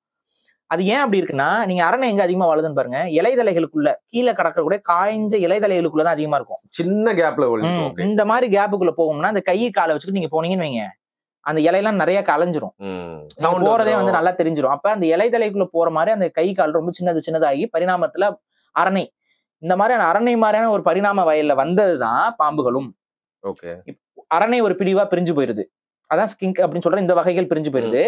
ஒரு பரிணாமவியல்ல வந்து முழுமையாகவே அதோடைய கால்களை இழந்து பாம்புகளாக மாறிடுது. சோ பள்ளிகள் இருந்து வந்தவைதான் பாம்புகள். பாம்புகளுக்கு விஷத்தன்மையும் இருக்கு, பள்ளிகள்லயும் விஷத்தன்மை கொண்ட பள்ளிகளும் உண்டு. சோ இதுதான் விஷயங்கள். இப்ப இந்த வகை பாம்புகள் இலைதலைகளுக்குள்ள பூந்து போறதுனாலதான் அவைகள் தங்களது கால்களை இழந்தது. சரி. இப்படி இந்த கால்களை இழந்த இலைதலையில தானே இருக்கும். இதுகளுக்கு நிறைய பிரச்சனைகள் இருக்கு. எதிரிகளும் நிறைய ஒரு காலத்துல பாம்புங்கிறதும் நிறைய உயிரினங்களால இருக்கக்கூடிய, நீங்க பாத்தீங்கன்னா கழுகுலாம் அடிக்கடி பாம்பை தான் தூக்கிட்டு போயிட்டு இருக்கோம். இப்ப இந்த மாதிரி இருக்கிறதுல ஒரு செட் ஆஃப் பாம்புகள் சரி இலைதலையில இருக்கும், இன்னும் கொஞ்சம் மண்ணுக்குள்ள போயிட்டோம்னா நமக்கு இன்னும் கொஞ்சம் சேஃபா இருக்குமே அப்படின்னு சொல்லி மண்ணுக்குள்ள பூந்து போற அந்த லூஸ் சாயில்ல உள்ள பூந்து போகுது. ஆனா அது என்னத்தை போய் சாப்பிடும்? மண்ணுக்குள்ள புழுகுள்ள தான் இருக்கும்ல. ஆனா புழுவுக்குலாம் வந்து அது கோல்ட் பிளட்டட், அதனால உங்களுக்கு அதோட ஹீட் சென்சிங் எல்லாம் அதுக்கு தெரியாது. அப்ப முட்டைகளை தான் சாப்பிடணும். அப்ப முட்டைகள் என்ன சாப்பிடும்னா உயிரினங்கள், சின்ன சின்ன பூச்சிகளுடைய முட்டைகளும் மண்ணுக்குள்ள இருக்கு. அந்த மாதிரி முட்டைகளை சாப்பிடறதுக்கு ஒரு பரிணாமவியல்ல ஒரு உயிரினம் உருவாகி வருது. அப்படி உருவாகி வர உயிரினம் தான் நீங்க இன்னைக்கு பார்த்த மண்ணுளி பாம்பு. மண்ணொலி பாம்புலயே ஜெயண்ட் சைஸ் இருக்க மண்ணொலி பாம்புல தான் இவங்க வந்து ஏதோ சக்தி இருக்கு, மயிர் இருக்குன்னு சொல்லிட்டு எதுவுமே கிடையாது. பாவம் அதை வந்து விட்டுருங்க, அதை செஞ்சு அதுல எதுவுமே கிடையாது, அதுக்கு விற்பனையும் கிடையாது, அதுக்கு வியாபாரமும் கிடையாது. அதை விற்கிறேங்கிற பேர்ல ஊரை ஏமாத்திக்கிட்டு தான் இருக்கானுங்களே ஒழிய அது வந்து வீட்டுல வச்சா நல்லது நடக்கும் அதுன்னு சும்மா பச்சை பொய். அது வந்து காட்டுக்குள்ள இருந்தா நல்லது, ஏன்னா காட்டுக்குள்ள அது மண்ணை குறைஞ்சிட்டு போறனால ஒரு மண்புழுவை விட விவசாயம் மாதிரி அது ஒரு மண்புழுவை விட 10 மடங்கு. ஆனா நம்ம விவசாய நிலங்கள்ல அது இருக்காது, காட்டுக்குள்ளதான் இருக்கும். மண்ணை செறிவு விட்டுது, அது காட்டுக்குள்ளதாங்க இருக்கும் அது. ஏன்னா காட்டுக்குள்ளதான் அதுக்கு ஃபுட்டு கிடைக்கும். நம்ம விவசாய நிலங்கள்ல அதுக்கான ஃபுட்டு கிடைக்காது, காட்டுக்குள்ளதான் கிடைக்கும். ஆனா அந்த காட்டுக்குள்ள அது ஒரு மண்புழுவோடைய வேலையை போல அது ஒரு வேலையை பெரிய அளவுல செய்யும். அதான் அதோட பார்ட். அதை வந்து நம்ம நோண்டக்கூடாது, அதை டிஸ்டர்ப் பண்ணக்கூடாது, அதை அப்படியே விட்டுறணும். இதுல நம்மளே நிறைய பேர் பார்த்திருப்போம் ஒரு சில வகை மண்ணொலி பாம்புகளை. நம்ம அதை மண்புழுன்னு நினைச்சு கடத்த போயிருக்கோம். ஓகே, ஏன்னா பாக்குறதுக்கு ஆல்மோஸ்ட் அதே மாதிரி இருக்கிறதுனால. பெரிய சைஸ் மண்ணொலி பாம்புகள் பார்த்தா டிஃபரன்ஸ் இருக்கும், சின்ன சைஸ் மண்ணொலி பாம்புகள் உண்டு. நம்ம நிறைய பேர் அதை நீங்க நல்லா யோசிச்சு பாருங்க. மண்புழு நீங்க பாத்துருப்பீங்க, நம்ம வீட்டுல சில டைம்ஸ் மண்புழுன்னு நினைச்சு சில விஷயங்களை தட்டும் பொழுது இருங்க பாம்பு இருக்குமே, அதான் சில பேர் என்ன பண்ணுவாங்கன்னா மண்புழு நினைச்சு தட்டுவாங்க. அப்படி தட்டும் பொழுது அது வேகமா போகும், அதான் பாம்புன்னு. அது பாம்பு, அது மண்புழு கிடையாது, புரியுதுங்களா? அது பாம்பு. அது வந்து அதுக்கும் விஷத்தன்மை எல்லாம் கிடையாது, அதுவும் ஒரு மண்ணொலி வகை பாம்பு. அதோட பேர் வந்து பிரஹிமாஸ் இல்ல பிரம்மாஸ், சயின்டிபிக் நேம் சொல்றீங்க? இல்ல இந்தியால அப்படி பேர் வச்சிருக்காங்க, எதுமா பிரம்மாஸ் சாண்ட் ஸ்னேக்னு பேர் இருக்கு. அது நீங்க சும்மா எனக்கு எக்ஸாக்ட் பேர் தெரியல, நீங்க பாருங்க இந்தியாஸ் சாண்ட் ஸ்னேக்ஸ் அடிச்சீங்கன்னா இல்ல சாயில் ஸ்னேக் அடிச்சீங்கன்னா அது வரும். இவ்வளவுதான் இருக்கும் பாம்பு சைஸ். மண்புழு சைஸ் தான் இருக்கும். கலரும் மண்புழு மாதிரியே தான் இருக்கும். பார்த்தா கண்ணு இருக்கும். ரொம்ப ஊத்து பாத்தீங்கன்னா அதுக்கு நாக்கும் இருக்கும், புசுன்னு இருக்கும். நான் வந்து ஒரே ஒரு முறை என் வாழ்க்கையில பாத்திருக்கேன். அதை நான் வந்து மண்புழு நினைச்சு இப்படி தட்டி விட்டுருவோம், ஓஹோ இது பாம்புடா அப்படின்னு ஒரே ஒரு முறை என் வாழ்க்கையில நான் பாத்திருக்கேன். ஆனா நீங்க நார்மலாவே அதை கண்டுபிடிக்கலாம். மண்ணெல்லாம் நீங்க எடுத்து சும்மா கொஞ்சம் புதற்பகுதி அதிகமா இருக்கிற இடத்துல கிறன்னீங்கன்னா அது மண்புழு மாதிரியே வேகமா ஒரு உயிரினம் போகும். அதுதான் அது. அதோட உணவு அதிகமா வந்து பாத்தீங்கன்னா இந்த சின்ன சின்ன பூச்சிகளுடைய முட்டைகள். அதுதான், அது முட்டையை தான் சாப்பிடும். ஆனா பூச்சிகளோட முட்டைகள், சில வண்டுகள் அதெல்லாம் வந்து முட்டை வந்து பெருசு பெருசா இவ்வளவு பெருசு அதுதான் போய் சாப்பிடும். அது ஒரு உயிரினம். அந்த உயிரினமும் நம்ம இந்தியாவில இருக்கு. அதே போல பூநாகம்னு ஒண்ணு இருக்கு. பூக்கள்ல இருக்கக்கூடிய ஒரு வகை நாகம். அது வந்து பாத்தீங்கன்னா கலர்ஃபுல்லா ரொம்ப கியூட்டா பாக்குறதுக்கு அழகா இருக்கும். பூவா இருக்கும். அதுவும் பூச்சிகளையும் வண்டுகளையும் தான் சாப்பிடும். பூச்சி வண்டுகள் வந்து அந்த பூல தேன் குடிக்க வரும்போது அதை கேப்சர் பண்ணி சாப்பிடும். ரொம்ப ரேர் கேசஸ்ல அது ஹம்மிங் பேர்ட்ஸ் கூட சாப்பிட்டுருக்கு. கொஞ்சம் பெருசா இருக்கும்ல ஹம்மிங் பேர்டு. பூநாகமும் கொஞ்சம் பெருசா தான் இருக்கும். நிறைய பேர் பூநாகம் சின்னதா இருக்குன்னு நினைக்கிறாங்க. பூநாகத்துக்கு முட்டை போடும். அந்த முட்டையில இருந்து பூநாக குட்டிகள் வரும்ல, அது ரொம்ப சின்னதா இருக்கும். ஆனா ஆக்சுவலா பூநாகம் வந்து கொஞ்சம் பெருசாவே தான் இருக்கும். கையளவுக்கு இருக்கும். அது வந்து பூவா தன்னை வந்து மறைச்சுக்கிட்டு இருக்கக்கூடிய தன்மை கொண்டது. பார்க்க எக்ஸாட்டிக் இருக்கும். அதுலயும் 2-3 வெரைட்டிஸ் இருக்கு. அதுல வந்து அந்த பர்டிகுலர் மரங்களுக்கு தகுந்த மாதிரியான பூநாகங்கள் இருக்கு. ஆனா அது கொஞ்சம் அழியும் தருவாயிலும் இருக்கு. ஏன்னா ஒரு குறிப்பிட்ட மரங்கள்னால தான் அதனால போய் இருக்க முடியும். ஸோ அந்த மாதிரியான உயிரினங்கள் வைங்களேன். ஸோ பூநாகங்கள் இது கொஞ்சம் எக்ஸாட்டிக்கான பாம்பு வகைகள். அது போக விஷத்தன்மை கொண்ட பாம்பு வகைகள் நம்ம இந்தியாவில அளவுக்கு அதிகமாக இருக்கு. கருநாகங்கள் தொடங்கி கருநாகம், பிளாக் கோப்ரா அதுவும் இந்தியாவுக்குள்ள கிடக்கு. நமக்கு பொதுவாகவே அதிகமா பார்க்கக்கூடியது கோப்ராஸ். அதுவும் ரொம்ப ஸ்ட்ராங்கான விஷம். இது போக இன்னொரு கொடூரமானவங்க ஒருத்தங்க இருக்காங்க, வைப்பர்ஸ். அதாவது விரியன். வைப்பருங்கிறது விரியன் வகை பாம்புகள் வந்து கொஞ்சம் ரொம்ப உஷாரா இருக்க வேண்டிய பாம்பு வகைகள். ரொம்ப வாழை வச்சு அடிச்சிரும் இல்லைங்க. அதுல அதோட பாய்சன் வந்து ரொம்ப ஸ்ட்ராங். அவ்வளவு சீக்கிரம் வந்து கட்டு விரியன் இருக்கு, கண்ணாடி விரியன் இருக்கு, இன்னும் நிறைய விரியன்கள் இருக்கு. இந்தியாவிலே நிறைய வெரைட்டிஸ் இருக்கு. கட்டு விரியன், கண்ணாடி விரியன் நிறைய சப்ஸ்பீசிஸும் இருக்கு. கடிச்சோன்னா சீக்கிரம் ஏறிடுமா? அதனால அப்படி விஷம் அதிகமா கொடுக்கும். ரெண்டாவது அதோட விஷம் வந்து பாத்தீங்கன்னா மசில் டேமேஜிங் விஷம். நீங்க சாகிறதுக்கு முன்னாடியே உங்க காலு கையெல்லாம் செயலிழந்துரும், ராட்டாக ஆரம்பிச்சிடும், அழுக ஆரம்பிச்சிடும். கடிச்ச அடுத்த நிமிஷம் மசில்லாம் வந்து பிஞ்சு போயிடும். அந்த விஷமே மசில வந்து அந்த மசிலுடைய பாய்சன்ல அந்த எப்படி சொல்றது, மசில கரைக்கிறதுனா எப்படி, ஆசிட் மாதிரின்னு வைங்களேன். கடிச்சதுன்னா மசில்லாம் வந்து அப்படியே கொடுமையான சாவா இருக்குமே பாய். ஸோ பாம்புகள்ல நியூரோடாக்சின் அந்த மாதிரி இந்த டாக்ஸின்ல நிறைய வேரியேஷன்ஸ் இருக்கு. அதுல இந்த வைப்பர் வகை பாம்புகள் கடிச்சதுன்னா கை கால் டேமேஜே ஆயிரும். எல்லாத்துக்குமே இன்னைக்கு வந்து கவர்மெண்ட் ஹாஸ்பிட்டல்ஸ்ல ஆன்டி வெனம் இருக்கு. பட் இருந்தாலும் இந்த மாதிரியான பாம்புகளை எங்கேஜ் பண்ணாமல் இருக்கிறது நல்லது. நீங்க அடிக்க போறவங்க கூட பார்த்தா வனத்துறைக்கு கால் பண்ணுங்க. கால் பண்ணி பாம்பு இப்படி வந்திருக்கு வீட்டுல இருக்குன்னு சொல்லி அவங்க வந்து எங்கேஜ் பண்ணி எடுத்துட்டு போயிருவாங்க. ஒரு நியூஸுக்கு அப்படியே 2 ஷாட்லாம் காட்டிட்டு எடுத்துட்டு உள்ள போட்டு. ஆமா. சோ ஏதோ ஒரு வன்மத்துல சொல்றீங்க. இல்ல நிறைய பேர் அது வந்து சில பேர் அந்த பாம்பு பிடிக்கிறதுல திறமை அப்படின்னு சொல்லிட்டு பண்றாங்க. பட் அதெல்லாம் தேவை கிடையாது. ஏன்னா நீங்க பண்ற அதை காரணம் காட்டி நிறைய பேர் பாம்பு பிடிக்கணுங்கிற எண்ணத்துல அந்த மாதிரி ட்ரை பண்றாங்க. அது மாதிரி செத்தும் இருக்கிறாங்க. ஸோ அது மாதிரிலாம் அது ஒரு சாகசம்ங்கிற மாதிரி பண்ணாதீங்க. அது ஒரு டியூட்டி. அதை நம்ம பண்றோம். பாம்புகளை பத்திரமா பிடிச்சு கொண்டு போய் திரும்ப வனப்பகுதிகளுக்குள்ள விடுறாங்க. அது தேவை. பாம்புகளை எல்லாரும் கொல்லணும்னு நம்ம சொல்லக்கூடாது. கண்ணில் பாம்பு பாக்குறீங்கன்னா முடிஞ்ச வரைக்கும் வனத்துறைக்கு கொடுங்க, உடனே வருவாங்க, இது பண்ணுவாங்க. ரொம்ப ரேரஸ்ட் சிச்சுவேஷன்ல வேற வழி இல்ல, நம்ம வந்து பாம்பு கிட்ட நம்மள பாதுகாத்துக்கிறதுக்கு வேற வழி இல்லைங்கிற மாதிரி சிச்சுவேஷன்ல தான் பாம்பை நம்ம அடிக்கணும். முடிஞ்ச வரைக்கும் பாம்பு நம்மள அட்டாக் பண்ணாது. நம்ம 99% பாம்பு வந்து அது வேலையை பார்த்துட்டு போகத்தான் பார்க்கும். சில நேரங்களில் வீட்டுக்குள்ள வந்துடும், ரொம்ப க்ளோஸ் என்கவுண்டர்ல வந்துடும். அந்த நேரத்துல நம்ம ஒரு த்ரெட் மாதிரி ஆயிருவோம். நம்ம வீட்டுல இருக்க எல்லாருமே டைல்ஸ் இந்த மாதிரி ஃப்ளோர்லாம் போடுறோம். அதெல்லாம் வந்து பாம்புக்கு வந்து மூவ் ஆகுறதுக்கு ரொம்ப கஷ்டமா இருக்கு. அதனால வந்து அது ஒரு மாதிரி ட்ராப் ஆயிட்டு நகர முடியாத இருக்கும். அப்ப என்ன ஆகும்னா நீங்க போய் பக்கத்துல போயிட்டு ஏதோ குச்சி வச்சு நின்றுட்டு இருந்தீங்கன்னா அப்ப உங்களை அட்டாக் பண்றதுக்கு அதுக்கு வேற வழி இல்லாம நீங்க இது பண்றீங்க. முடிஞ்ச வரைக்கும் பாம்பு இருக்கு அப்படின்னா அதை போக விட்டுருங்க. அது போயிடுச்சான்னு பாருங்க. பாம்பு தங்கி இருக்கு அப்படிங்கிற மாதிரி உங்களுக்கு ஒரு சந்தேகம் இருந்துச்சுன்னா, ஏன்னா ஒரு பாம்பை நீங்க அடிக்கடி பாக்குறீங்க அப்படின்னா அங்க பாம்பு தங்கி இருக்குன்னு அர்த்தம். அது டிராவல் ஆகி போல. அப்ப அதுல இருந்து உங்களை பாதுகாத்துக்கிறதுக்கு வேற வழியே இல்லை. நீங்க வந்து வனத்துறைக்கு கால் பண்ணி தான் ஆகணும். அவங்க வந்து தூக்கிட்டு போயிருவாங்க. இன்னொன்னு, பாம்பு வரக்கூடாது அதிகமா நினைச்சீங்கன்னா, ஒரு காலத்துல இந்தியர்கள் கீரிப்பிள்ளைகள் அதிகமா வளர்த்து கொண்டிருந்தார்கள். கீரிப்பிள்ளை நம்ம வளர்க்கலாமா? வளர்க்கலாம். ஆனா ஒரு காலத்துல வளர்த்துக்கிட்டு இருந்தாங்க. இன்னைக்கு வந்து கவர்மெண்ட் வந்து அதை வந்து வைல்ட் அனிமல் அப்படின்னு சொல்லி ஒரு டெர்மினாலஜிக்குள்ள கொண்டு போயிடுச்சு. முன்னாடி எல்லாம் வந்து கீரிப்பிள்ளைய வந்து வீட்டுல வளர்க்கறதுக்குலாம் அந்த கொண்டு வந்து வித்துட்டு இருப்பாங்க. சில மக்கள் வந்து காட்டுக்குள்ள போய் பிடிச்சிட்டு வந்து அதை விற்பாங்க. அதை நிறைய பேர் வாங்கி வச்சு வளர்த்துக்கிட்டு இருந்தவங்களும் இருக்காங்க. முன்னாடி ஒரு காலத்துல வளர்த்துக்கிட்டு இருந்தாங்க கீரிப்பிள்ளை எல்லாம். சேஃப்டி, சம சேஃப்டி. அது வந்து பாம்புகளை அழகா வேட்டையாட கடிச்சு சாப்பிட்டுரும். பாம்புகள் கிட்ட இருந்து நல்லா செக்யூர் பண்ணும். ரெண்டாவது மனிதர்களோட நல்லா பழகக்கூடிய ஒரு உயிரினம். அது கொஞ்சம் காமெடியான கிட்டத்தட்ட பூனை மாதிரி நாய் மாதிரி நீங்க வளர்த்துடலாம். அது வீட்டுல நம்ம கிட்ட பழகிட்டு நல்லா அன்பா சுத்திக்கிட்டு இருக்கும். அந்த கீரிப்பிள்ளை வந்து அது பேரே நம்ம வந்து கீரிப்பிள்ளைன்னு தான் பேர் வச்சிருக்கோம். பிள்ளை. ஓகே. சோ அதுதான் புரிஞ்சுக்கணும். நீங்க நம்ம அந்த மாதிரி வளர்த்துட்டு இருந்திருக்கோம் ஒரு காலத்துல. ஏன்னா பாம்பு கிட்ட இருந்து நம்மள பாதுகாத்துக்கிறதுக்கு. ஆட்டர் மாதிரி ரொம்ப ஃபன்னி பீயிங் அது. ஆனா என்னன்னா இப்ப அது வனத்துறையில வன விலங்குன்னு அதை வரையறுக்கப்பட்டனால அதை யாரும் இப்ப பண்ண முடியாது. சோ அதுக்கு பதிலா அதுக்கு அடுத்த ப்ரொஃபஷனலிஸ்ட் ஒருத்தர் இருக்காரு. யாரு? பூனை. அவரை நீங்க வளர்க்கலாம். நீ ஃபாஸ்ட் ஆனா அதுக்கு முன்னாடி 2 வாட்டி அடிச்சிருவேன். சோ பூனையும் வந்து ஓரளவுக்கு பாம்புகள்கிட்ட நல்லாவே தற்காத்து கொள்ளக்கூடிய தன்மை கொண்டவை. சோ பூனை அதிகமா இருக்கிற இடத்துலயும் பாம்புகள் வந்து குறைஞ்சிரும். அந்த நியூஸ் பாத்திருப்பீங்க. அது எவ்வளவு காமெடி பண்ணிருக்குன்னா ஒரு பாம்பு. பட் நாய்க்கும் பாம்புக்கும் ஆகாதுங்க. கண்டிப்பாங்க. நாய் வந்து மேக்சிமம் ஆஃப் த என்கவுண்டர்ஸ்ல நாய் செத்துரும். சிலர் வந்து பாத்தீங்கன்னா நம்ம நாட்டு நாய்க்கு பாம்பு பிடிக்க தெரியும் அப்படிலாம் நினைப்பீங்க. அது இண்டிவிஜுவல் டாக்ஸுக்கு ஒரு திறமையை வளர்த்துக்கலாம். ஒரு தனிப்பட்ட நாய்க்கு பாம்பு கிட்ட இருந்து ஃபர்ஸ்ட் என்கவுண்டர்ல இருந்து கத்துக்கலாம்.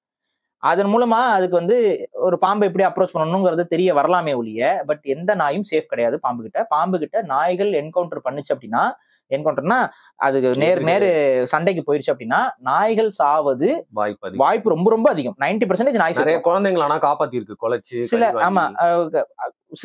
சில பாம்புகள் வந்து அது விஷம் வந்து யூஸ் பண்ணிருக்கும்.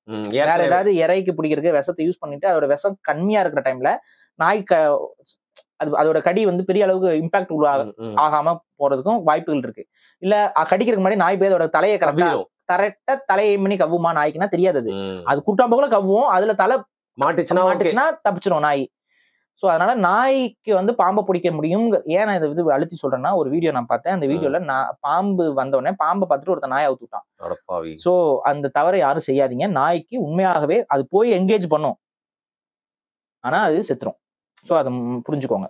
சோ ஒரு பூனை என்ன பண்ணிருக்கு, பூனை நீங்க தாராளமா நம்பலாம். அதுக்காக பாம்பு மேல தூக்கி போட்டுறாதீங்க. அது உங்களை துரோகின்னு பாக்கும். அது ஒரு துரோகம் பண்ணிச்சுங்க. அந்த நியூஸ்ல பாத்திருப்பீங்க. ஒரு வீட்டுல போய் டெய்லி தூங்கும் போல அந்த ஓனர் மாதிரி சொல்லிட்டு ஒரு பாம்பை பிடிச்சி ஜன்னல் வழியா வந்து அந்த ஒருத்த தூங்கிட்டு இருக்க மேல போட்டு போயிருக்கு. அந்த பாம்பு அவங்களை கொத்தி செத்துட்டாங்க ப்ரோ. ஐயோ, இது ரீசென்ட்ல வந்து தமிழ்நாட்டுல நடந்தது. அப்ப இது என்ன நடந்திருக்கும்னா, அந்த பாம்பை வந்து அரைகுறையமா கொண்டிருக்கும்னு நினைக்கிறேன் அந்த பூனை. ஓகே. தெரிஞ்சு வந்து போட்டிருக்காது. சும்மா ஒரு எக்ஸெப்ஷன் மிஸ்டேக் எப்பயோ நடந்திருக்கு. அது வந்து அரைகுறையமா போட்டிருக்கோம். பட் பாம்பு அவ்வளவு சீக்கிரம் சாகாதுல்ல. ஆமா. நான் ஒரு வீடியோ பார்த்தேன். ஒரு பாம்பை ஒரு பறக்கிற பறவை வந்து கழுகு மாதிரி ஒரு பறவை முழுங்கிருங்க. முழுங்கி அதுக்கப்புறம் முழுசா முழுங்கிரும். அந்த கழுகு கொத்தி முழுங்கிரும். முழுங்கினதுக்கு அப்புறமா அந்த வயிற்றுக்குள்ள அது நெளியுங்க அந்த பாம்பு. அது ஒரு வீடியோல இருக்கும். ரொம்ப ஃபேமஸான ஒரு வீடியோ. இது நீங்க சொல்லுவீங்கன்னு பார்த்தேன் பாரு. இந்த தலையை சில நேரத்துல துண்டிச்சு அப்படியே கிடக்கும்ல, அதுகிட்ட போயிட்டு நீங்க கை வச்சா அந்த விஷம் கூட இது இருக்குமா? தலையில நீங்க வெட்டினீங்கனாலுமே அதுக்கு வந்து பிரெயின் இன்டாக்டா இருந்துச்சுன்னா கடிக்கும். ரெஸ்பான்ஸ் இருக்கு. அதுக்கு சாகாது. அது மூளை ஒர்க்கிங்ல இருக்கும். அதுக்கு கொஞ்சம் லேட்டா தான், அந்த டிலேடா தான் அதுக்கு மூளை வந்து ஸ்டாப் ஆகும். சோ தலையை உடனே வெட்டின உடனே பக்கத்துல போனீங்கன்னா கடிக்கிறதுக்கு வாய்ப்பு இருக்கு. இந்த எவல்யூஷன் பாத்தீங்களா, நீங்க சொல்லிட்டு இருக்கும்போது வந்து சிலது வந்து விஷம் இருக்கும் விஷம் இருக்காதுன்னு. அதுல வந்து எப்படி கிளைத்து போயிருக்குன்னா, நம்மளாம் விஷத்தை வச்சு டேக்கிள் பண்ணிடலாம். நம்மளாம் என்ன பண்ணலாம், நம்மளோட ஸ்ட்ரென்த்தை வச்சு அவங்கள முறிச்சு உடம்பு வச்சு முழுங்கிடலாம். அந்த மாதிரி அது ஒரு எவல்யூஷன்ல போனது. அனகொண்டா எல்லாமே உயிரினங்கள். பாம்புல விஷம் இல்லாத பாம்புகள்ல ஆக்சுவலா பாம்பே வந்து எலும்பை முறிச்சு சாப்பிடுற தன்மையில தான். அந்த மாதிரி ஒரு அனிமல்ஸ் தான் எல்லா பாம்புமே எலும்பை முறிச்சு முழுங்கும். இதுல என்னன்னா, அந்த ஜெயிண்ட் ஸ்னேக்ஸ் இருக்கு பாத்தீங்களா, அந்த ஜெயிண்ட் ஸ்னேக்ஸ்க்கு நேச்சுரல் பிரெடேட்டர்ஸ் கம்மி. இப்ப நமக்கு இந்த சின்ன சைஸ் பாம்புகளுக்கு வந்து என்ன பாத்தீங்கன்னா, விஷம் வந்து ஒரு டிஃபென்சிவ் மெக்கானிசம், அஃபென்சிவாவும் யூஸ் பண்ணுவாங்க. கண்ணாடி விரியன், கட்டு விரியன் மாதிரியான விரியன் வகை பாம்புகள் எல்லாமே ஸ்லோவா தான் மூவ் ஆகும். அதனால வேகமா மூவ் ஆக முடியாது. பக்கத்துல ஆனா ஜம்ப் பண்ணும். நீங்க பாரிசாலன் சொன்னாரு கண்ணாடி விரியன் வந்து மெதுவா தான் போகும், அதனால பக்கத்துல போய் செல்ஃபி எடுக்கலாம்னா போயிடாதீங்க. ஏன் அப்புறம் ஏதாவது நம்ம சொல்றோம்னா அது அப்படிலாம் பண்ணிடுறாங்க நிறைய பேரு. அப்புறம் இவரால தான் அவருன்றாங்க. சொன்னா கேளுங்கடா, பாம்பு பக்கமே போகாதீங்க. என்னன்னா கண்ணாடி வீரியன் கட்டு வீரியன் என்ன பண்ணா தவ்வும் உங்களுக்கு. அதனால வந்து மெதுவா தான் மூவ் ஆக முடியும். நாகப்பாம்பு மாதிரி வேகமா மூவ் ஆக முடியாது. அதனால அதிகமா டிஃபென்ஸ் எடுக்கும். அது புரியுதுங்களா? அது நீங்க கண்ணாடி வீரனை பாத்துட்டீங்கன்னா நீங்க நகர்ந்து வந்துருங்க, அது உங்களை பார்த்து நகர்ந்து ஓடணும்னு ஆசைப்படாதீங்க. அது நின்னு டிஃபென்ஸ்ல தான் நிக்கும், உடனே போகாது, ஸ்டான்ஸ் எடுத்துரும். இப்படி அது ஸ்டான்ஸ் எடுத்துட்டு நீங்க வந்து நாகப்பாம்பு மாதிரி நினைச்சிட்டு பக்கத்துல எல்லாம் போனீங்கன்னா அப்படியே தாவும். புரியுது. அப்படியே தாவி வந்து ஒரு ஜம்ப் பண்ணி கடிக்கும். அவ்வளவுதான், முடிஞ்சது லைஃப். அதை புரிஞ்சுக்கோங்க. கண்ணாடி வீரியன், கட்டு வீரியன் எல்லாம் கண்ணுல பட்டுச்சுன்னா சின்ன டிஸ்டன்ஸ்ல பட்டுன்னு ஒரு ஜம்ப் போடும். அதே போல அந்த பாம்பை வந்து நீங்க அடிச்சீங்கன்னா கூட அது ஒரு சத்தம் வந்து கழுதை சத்தம் போல இருக்கும். அப்படின்ற மாதிரி ஏதா இருக்கா? பயங்கரமான சவுண்டா இருக்கும். அது எதுக்குன்னா அது ஒரு டிஃபென்ஸ் தான். அது ஒரு பெரிய உயிரினம் போல ஒரு சவுண்ட் கொடுக்கும். ஓகே. சோ எதுவுமே ட்ரை பண்ணி பார்க்காதீங்கப்பா, பாம்பு அதுக்காக தான் சொல்றேன் நானு. சோ வந்து முறிச்சு அது உடைக்கிறதுன்னு சொன்னீங்க. இல்ல இப்ப ஆனா பெரிய பாம்பு அதனால என்னன்னா வெனம் எப்படி அதுகளுக்கு வந்துச்சுங்கிறது இருக்குல்ல.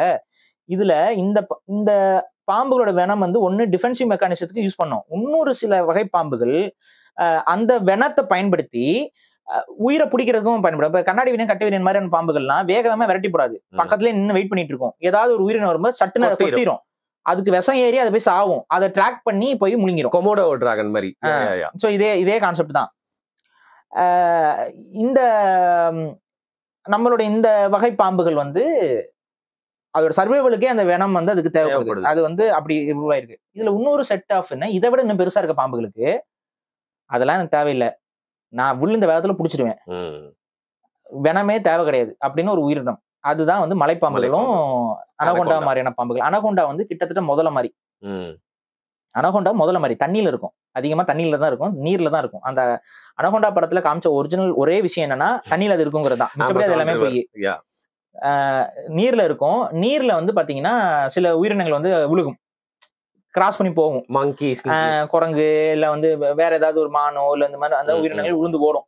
அப்படி நீரை கடந்து போகும்போது இந்த மலைப்பாம்பு பக்கத்துல போச்சு அப்படின்னா இது முதல்ல மாதிரியே பிடிச்சி அப்படியே சுருட்டி மூச்சு திணற. இதுல இன்னொரு கொடுமை என்னன்னா அதிகமா அனகொண்டாவுடைய உணவே வந்து முதலைகள் தான். சீரியஸ்லி? அவங்க ரெண்டு பேருமே பிரெடேட்டர் தானா? பிரெடேட்டர். ஆனா குட்டி முதலைகள் இருக்குல்ல, குட்டி முதலைகளை அனகொண்டா சுருட்டிடும். அது குட்டி முதலைன்னா ரொம்ப குட்டிலாம் இல்ல, ஓரளவுக்கு பெரிய முதலையே கம்பேர் பண்றப்ப குட்டியா இருக்கனால அது முழுங்கிடும். சோ உடைச்சிரும், எலும்பெல்லாம் உடைச்சி முழுங்கிடும். அதிகமா முதலைகளை சாப்பிடும். அது ஒரு இந்த சப்வர்ப், அதாவது என்ன, இப்ப நம்ம இந்த மேங்க்ரூவ் காடுகள்லாம் இருக்குல்ல, அந்த ஒரு மாதிரி பாதி தண்ணி பாதி மலை செடிகள், இந்த மாதிரி தான் அமேசான்லயும் நிறைய இடங்கள் இருக்கும். அந்த மாதிரி இடங்களுக்கு கீழே போய்கிட்டே இருக்கும். குரங்குகள் ஏதாவது தவறி விழுந்துச்சுன்னா பிடிச்சிரும். சோ இந்த மாதிரி அது மேல செக் பண்ணிட்டு இருக்கும். இவன் டார்கெட், இவனை நம்ம பிடிக்கணும், இவன் எங்கெல்லாம் போவானோ அதுக்கு ஒரு மாதிரி கெஸ் பண்ணி அது மாதிரி போய் நின்னுக்கும். அது அப்படியே வெயிட் பண்ணிட்டு இருக்கும். முதல்ல கேம் தான், தண்ணி குடிக்க வரும்போது பிடிக்கணும்னு பிளான் பண்ணி நிக்கும்ல, அதே மாதிரிதான் அனகொண்டாவும் வேலை பண்ணும். நம்ம மலைப்பாம்புகள் வேற. மலைப்பாம்பு என்னன்னா மரத்துக்கு உச்சியில போயிடும். மலைப்பாம்பு அதிகமா மரத்துக்கு அடியில நீங்க பார்க்க முடியாது. மர உச்சிகள்ல போயிட்டு அது சுத்திக்கும், அப்படியே பாத்துக்கிட்டு இருக்கும். கீழே மான் கூட்டம் ஏதாவது வந்துச்சு அப்படின்னா, மான் கூட்டத்தெல்லாம் பாத்துருச்சு அப்படின்னா என்ன பண்ணும், அது அந்த மான் கூட்டம் அப்படி மேய வர இடத்துக்கு மேல அப்படியே மரத்துக்கு மேல போயிட்டு நின்றோம். மரத்துக்கு மேல மலைப்பாம்பு இருந்து அது பாத்துக்கிட்டே இருக்கும். மானுக்கு கீழே நடந்து வரும். மான் கீழே நடந்து வரும்போது அப்படியே மேல விழுந்துரும். ஜம்ப்ல அப்படியே விட்டுரும். அப்படியே மேல வந்து அவ்வளவு வெயிட் டெக்னிக்ல விழுந்த வேகத்துல புடிச்சிரும். கிராஸ்ப், அவ்வளவுதான். இது வந்து இது மலைப்பாம்புகளோட டயட்ல நிறைய சின்ன உயிரினங்கள்ல இருந்து பெரிய உயிரினங்கள் நம்மள முழுங்க முடியும் மலைப்பாம்புனால. சின்ன மனிதர்களை, குழந்தைகள் இது எல்லாத்தையும் முழுங்கிடலாம். அந்த கேசஸ் எல்லாம் நிறைய இருக்குல்ல, அந்த காலத்துல நிறையவே இருந்துச்சு. இப்ப ரொம்ப மலைப்பாம்புகள் ரொம்ப கம்மியாயிருச்சு. அதுவும் காடுகளுக்குள்ளதான் இருக்கு, ரொம்ப அதிகமா வர்றதில்ல. இருந்தாலும் மலைப்பாம்புனால மனித சிறுவர்கள், குழந்தைகள் வரைக்கும் முழுங்க முடியும், முழுங்கியும் இருக்கு பல காலங்களுக்கு முன்னால. இல்ல இன்னொன்னு என்ன சுவாரஸ்யமான விஷயம்னா, மலைப்பாம்பு இவ்வளவு கஷ்டப்பட்டு மேல ஏறி அது மெதுவா தான் போகும். மெதுவா மேல ஏறி மான்களை டார்கெட் பண்ணலான்னு போகும்போது இந்த குரங்கு பயில இருக்காங்க இல்ல, காட்டி கொடுக்கும். பாம்பு வந்துச்சுனாவே இதுக்கு எல்லாம் கத்தி கூச்சல் போட்டு மான்கள் வந்து மரத்துக்கு மேல பாம்பு இருக்கு அப்படின்னு கத்திரும். மானுங்களுக்கும் அது ஒரு ஆக்சுவலா குரங்கையும் சாப்பிட்டுரும் மலை. ஆமா, குரங்கு கொஞ்சம் கவனம் குறைவா தூங்கிட்டு இருக்கும்போது இது பண்ணும்போது அப்படியே மெதுவா ஊர்ந்து வந்துலாம் சாப்பிட்ரும். ஸோ இதுதான் மலைப்பாம்புடைய குணம். ஸோ இந்த மாதிரி பாம்புகள்ல நிறைய விதமான ஸ்பீசியஸ், நிறைய விதமான பிரெடேட்டர்ஸ்லாம் இருக்கு. இதுல நம்மளுடைய தமிழர்களுடைய வாழ்வியல்ல பாம்புகள் வந்து காலத்திற்கான அடையாளம்.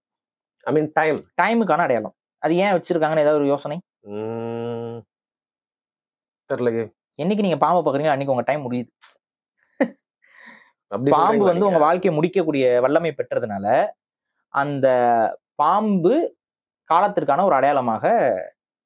இதை நம்ம எங்க பார்க்கலாம்? நீங்க இதை புரிஞ்சுக்கணும் அப்படின்னா, யமனுக்கு இன்னொரு பேர் இருக்கு, காலன். ஓகே, காலன்னா யமனோட தமிழ் பேர் வந்து காலன். ஓகே, காலன்னா பாம்புன்னு அர்த்தமா? காலன்னா காலம் முடியுதுன்னு அர்த்தம். யமனுடைய வேலை என்ன? உயிர் எடுக்கிறதா? இப்ப பாம்பு டைமோட அசோசியேட் பண்றாங்களா, பாம்போட வேலை என்ன? மனித உயிர்களை ஈஸியா எடுத்துரும். சோ ஒருத்தனுக்கு வந்து விவசாயம் பண்ணிட்டு இருக்கான், டக்குன்னு பாம்பு அவனை கொத்திடுச்சுன்னா அவனோட டைம் முடிய போகுது. சோ பாம்பை பார்த்தா அவன் டைம் முடிய போகுதுன்னு அர்த்தம். சோ டைமுக்கான ஒரு பேசிக்கான ஒரு ஐக்கானா வந்து பாம்பை நம்ம பயன்படுத்தணும். இதோடைய நீட்சி தான் ராகு, கேது இந்த மாதிரியான டைம் பேஸ்டான எல்லா விஷயங்கள்லயும் பாம்பு வந்து ஒரு சிம்பிளா வந்து வர தொடங்குனது. ஸோ காலத்தை குறிப்பதற்கான ஒரு மெசேஜா வந்து பாம்பு இருக்கு. இதுக்கு அடுத்து இன்னொரு இதுக்கு நம்ம அதை பயன்படுத்துறோம். எதுக்கு அப்படின்னு பாத்தீங்கன்னா, குண்டலினி யோகம்ங்கிற அந்த முறையில அந்த குண்டலினி எலும்புதல் அப்படிங்கறதுடைய அந்த மூவ்மெண்ட் வந்து அது நமக்கு எக்ஸ்பீரியன்ஸ் பண்ணது இல்ல, பட் அது எக்ஸ்பீரியன்ஸ் பண்ணவங்க எல்லாருமே சொல்றது என்னன்னா, அதோடைய அந்த எனர்ஜி லெவல் இருக்குல்ல, அது வந்து இந்த ஒரு சக்கரத்துல இருந்து இன்னொரு சக்கரத்துக்கு போகிறப்ப அதோட பாத்வே வந்து பாம்பு எப்படி உடம்புக்குள்ள நெளிஞ்சு போகுமோ அந்த மாதிரிதான் இருக்கும். சோ அந்த உச்ச நெற்றிக்கண் இருக்குல்ல, இந்த இடத்துல இருக்கக்கூடிய அந்த பீனியல் கிளாண்ட் ஓபன் ஆகும் பொழுது அதுதான் வந்து இந்த மெடிடேஷனுடைய உச்ச லெவல்னு சொல்றது, அது மெய்ஞானம் அடைகிறதுங்கிறது. இதெல்லாம் நிறைய பேர் அடைஞ்சதா புளியிட்டு அலையறானுங்க, நம்பாதீங்க. நம்ம வெளிப்படையா சொல்றோம், அதெல்லாம் அடையிறது ரொம்ப அது ஒரு நம்பிக்கை. அதை இன்னைக்கு அடைஞ்சேன்னு சொல்லிட்டு நிறைய பேர் ஏமாத்திட்டு அலையறாங்க, ஸ்கேம். அதை நம்பாதீங்க. ஏன்னா அதை அடைஞ்சிட்டா அவங்களுக்கு வந்து இந்த உடலே தேவை கிடையாது. அவங்க இந்த உடல்ல இருந்து அவங்களால ஈஸியா ஆத்ம உடலுக்கு போயிட முடியும், அதாவது ஒளி உடலுக்கு போயிட முடியும். இதுதான் வள்ளலார் சொன்னது, ஒளி உடலாக மாற முடியும்னு. அந்த ஒளி உடல் எப்பன்னா இந்த குண்டலினியில முழுமையை அடையும் பொழுது மாறிடலாம். அப்ப அந்த உணர்வு எப்படி இருக்கும் அப்படின்னா, அது வந்து பாம்பு நம்ம முதுகுல நெளிஞ்சு போனா எப்படி ஒரு ஃபீல், சர்ன்னு ஒரு பாம்பு ஏறினா எப்படி இருக்குமோ அந்த மாதிரியான ஒரு ஃபீல் வந்து அது கொடுக்கும் அப்படிங்கிறது ஒரு நம்பிக்கை. அந்த நம்பிக்கையில அந்த குண்டலினி பாம்புங்கிறதும் வந்து ஒரு சிம்பிளா நம்ம இதுல இருக்கு. சிவா வீடியோலயும் நீங்க சொல்லிருப்பீங்க. அந்த குண்டலினி பாம்புக்காக காலத்தை இது ரெண்டுமே கணக்கு வச்சுதான் இந்த பாம்பு கழுத்துல நிற்கும். அதே போல விஷ்ணுவோட தலையில இருக்க பாம்பா இருக்கட்டும், என் புத்தரோட தலையில இருக்க பாம்பா இருக்கட்டும், இந்த பாம்பு சிம்பலைஸ் எதுனா அது முழுக்க முழுக்க குண்டலினியை இவர்கள் எழுப்பியவர்கள் அப்படிங்கறதுதான் பொருள். பாம்பு இப்படி தலைக்கு மேல போச்சுனாவே அது குண்டலினியை எழுப்பியவர்கள் அப்படிங்கிற பொருளை குறிக்கிறது. ஒளிவட்டம் மாதிரி, கரெக்டா? ஒளிவட்டம் மாதிரி பாம்பு தலைக்கு மேல கொடை வருது இல்ல, அந்த கான்செப்ட் எல்லாமே கடவுளுக்கு பின்னாடி பாம்பு இப்படி இருக்க மாதிரி இருந்துச்சுன்னா அது குண்டலினியை தான் அது குறிக்குது. அதைதான் நீங்க புரிஞ்சுக்கணும், வேற எதுவும் கிடையாது. ஓகே, அம்மன் வழிபாடுகள்லயும் நிறைய அந்த பாம்போட அந்த சிம்பிள் வந்து பாத்துருக்கேன் நான். லைக் மெயினா ஹிந்து அந்த இதுன்னு சொல்ல கடவுள்கள் காட்டும்போது பின்னாடி வந்து ஒளி வடிவம் ஒண்ணு, அதுக்கடுத்து பாம்பு வைக்கிறது ஒண்ணு. இது ரெண்டு தான் நீங்க கடவுள்களுக்கு அதிகமா பார்க்க முடியும். இந்த பாம்புன்னு வச்சா அது குண்டலினியை குறிக்கும். ஓகே, சோ அந்த டாக்டர் சிம்பிள் எப்படி வந்து அது கடைசியஸ், அதுவுமே வந்து அந்த குண்டலினி யோகத்தின் அடிப்படையில தான். அது ரெட்டை பாம்பு இப்படி போயிருக்கிற மாதிரி இருக்கும், அது குண்டலினி யோகம் தான். அந்த குண்டலினி யோகம் அதான மெடிக்கலுக்கான சிம்பிளா இங்க இருந்து எடுத்தாங்க. நீங்க அந்த சிம்பிள் எங்க பாக்கலாம்னா விநாயகர் கோயில்கள் எல்லாம் குண்டலினி எழுப்புறது தான். ஏன் அது அங்க இருக்குன்னா, அந்த விநாயகர் இருக்க இடத்துல அந்த காலத்துல சித்தர்கள் வந்து அந்த இடத்துல மக்களுக்கு நல்லது செய்வாங்க. அவங்க குண்டலினி எழுப்பியவர்களா இருப்பாங்க. சோ அவங்கள ரெப்ரசென்ட் பண்றதுக்கு தான் அந்த பாம்பு. ஓகே, குண்டலினி எழுப்பியவர்கள் வந்து அமர்ந்து நமக்கு அங்க தீர்வுகளை கொடுத்த இடம் தான் அந்த பகுதிகள். ஓகே, சோ இப்ப பேசிக்கலி இப்ப எலிய பிடிக்குது, ஃபுட் செயின்ல அது இருக்கு, விவசாயிகளுக்கும் நிறைய உதவி எல்லாம் வந்து பாம்பு எல்லாம் பண்ணிருக்கு. சோ ஒரு முக்கியமான பெஸ்ட் கண்ட்ரோலுக்கு ஆர்கானிக் ஃபார்மிங்லாம் நம்ம இங்க பண்றோம். அதுல வந்து எலிகளை பிடித்து உண்ணக்கூடிய விஷமற்ற பாம்புகளை நம்ம ப்ரொமோட் பண்றது மூலமா எலிகளை பெரிய அளவுக்கு சாரப்பாம்பு, தண்ணி பாம்பு இது எல்லாமே வந்து உங்களுக்கு வந்து விவசாயத்துல பெரிய அளவுக்கு பயன் தரும். ஆனா என்னதான் இருந்தாலும் பாம்பு அப்படிங்கும் பொழுது அது கொஞ்சம் ஒரு டிஃபிகல்ட்டான ஒரு விஷயமா தான் இருக்கு. அதனால நம்ம யாரும் அதை ப்ரொமோட் பண்றது இல்லை. எலிகளை கண்ட்ரோல் பண்றதுக்கு நிறைய வழிகள் இருக்கு. வேற டொமஸ்டிகேட்டட் அனிமல்ஸ் மூலமா அதை கூட அதை கண்ட்ரோல் பண்ணலாம். பூனைகள் மூலமா இது மூலமா கண்ட்ரோல் பண்ணலாம்.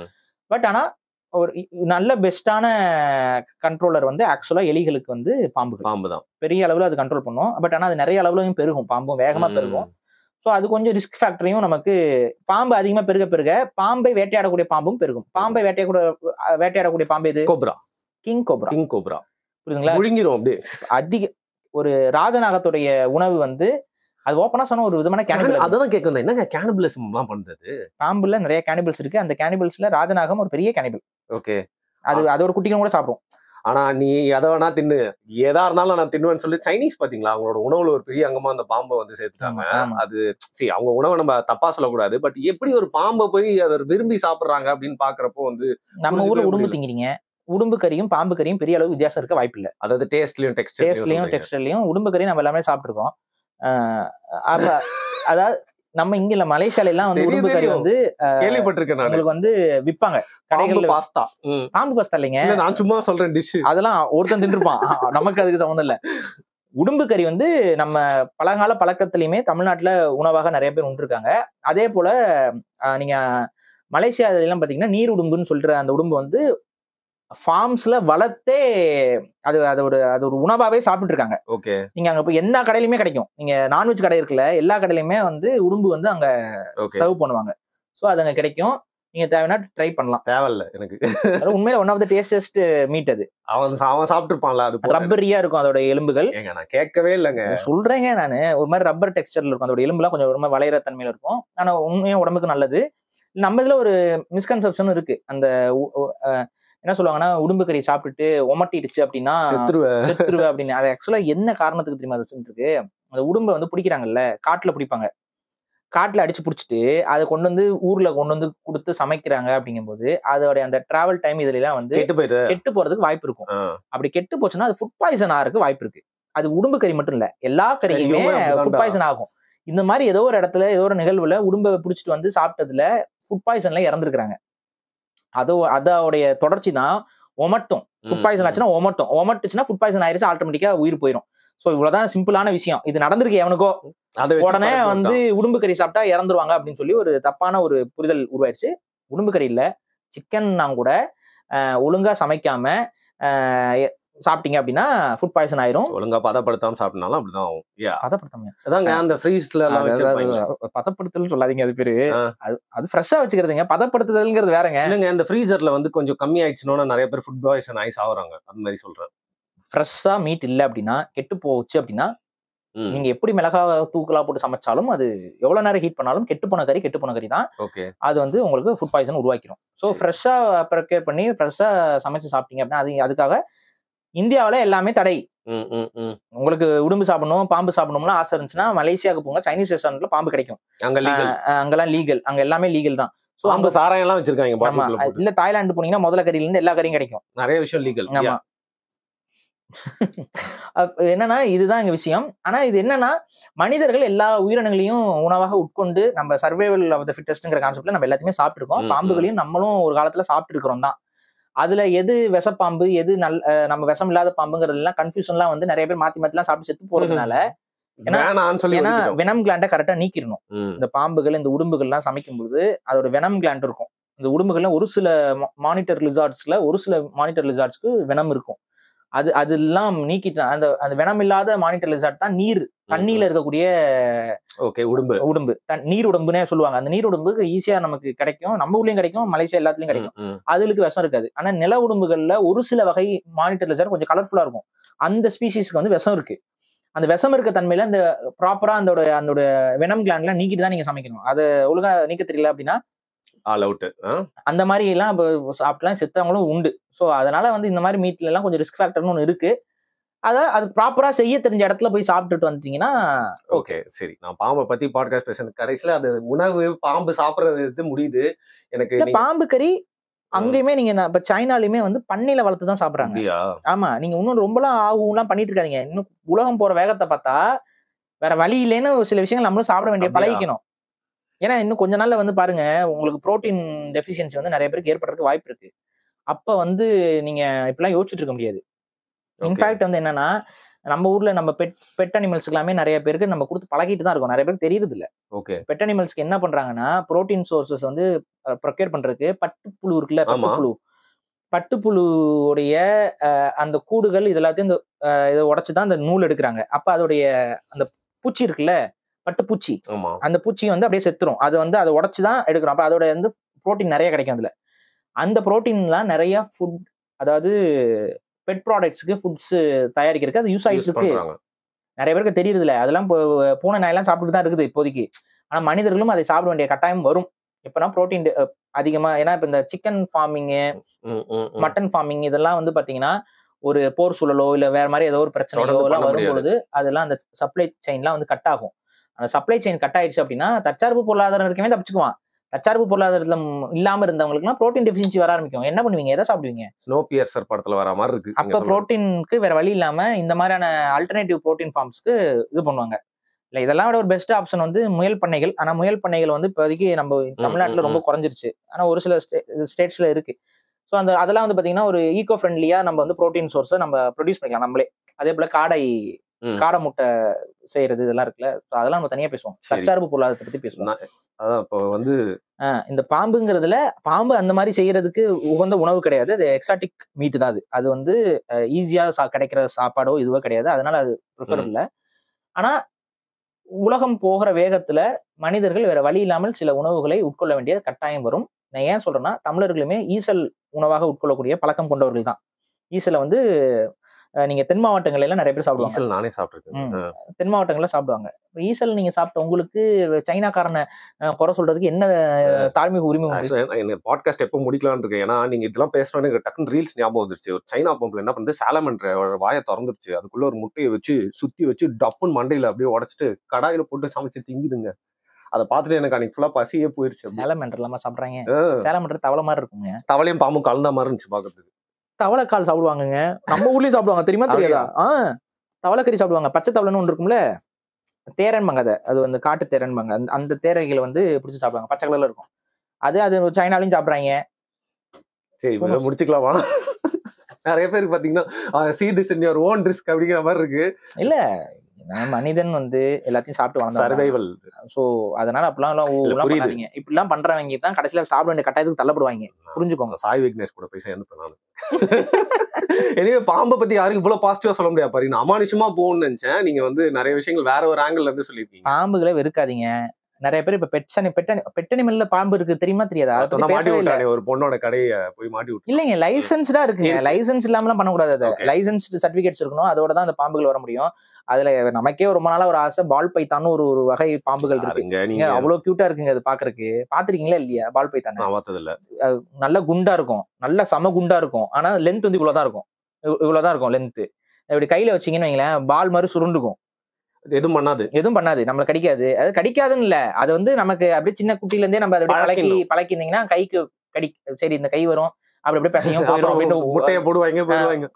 அப்ப அதான் பால் பைத்தான். அந்த பால் பைத்தான் பெட்ஸா நிறைய பேர் வளர்க்குறாங்க. அதே போல இன்னொரு சில இந்த விஷம் இல்லாத பாம்பு வகைகள்ல இந்த ஸ்ட்ரிப்டு பாம்பு வகைகள்லாம் இருக்கு. அதெல்லாமே இப்ப பெட்ஸா வந்து இந்தியாவிலேயே வளர்க்குறாங்க. இதுல குறிப்பா இந்த பால் பைத்தானோட கலர் வேரியன்ஸ் அந்த மாதிரி விலை மாறும். ஓகே. அதுல வந்து இந்த பெக்குலரான சில கலர்ஸ் எல்லாம் வந்து பாத்தீங்கன்னா ஆரஞ்சு ஸ்ட்ரைப்ஸ், பாக்குறதுக்கே அவ்வளவு அழகா, பாக்குறதுக்கு ஒரு மாதிரி ஒரு எக்ஸாட்டிக்கா ஃபீல் ஆகும்.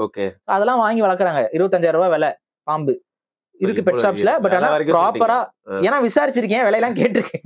உங்க வீட்டுல அலோவ் பண்ணக்கூடாது ப்ராப்பரா. எங்க வீட்டுல அதெல்லாம் வாய்ப்பு இல்லை.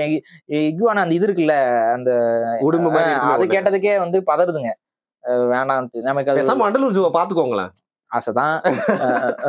இதான் தமிழ் தேசியம் வரும்போது யாராவது ஜெயிச்சு வந்தீங்கன்னா சொல்லுங்கப்பா, அதெல்லாம் ரைட். வந்து அந்த ப்ளூ இகுவானாலாம் வந்து சூப்பரா இருக்குங்க, நல்லா இருக்கும்.